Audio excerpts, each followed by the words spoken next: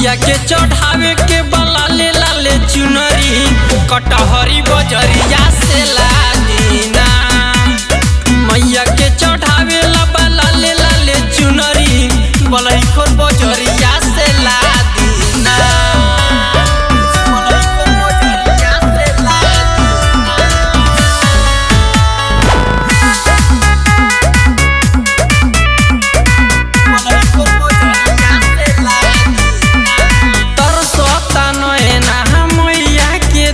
खेला सुनो रे मुखरानी रे खेला जल्दी तैयारे होके जाई पूजा के सामान लेके आई।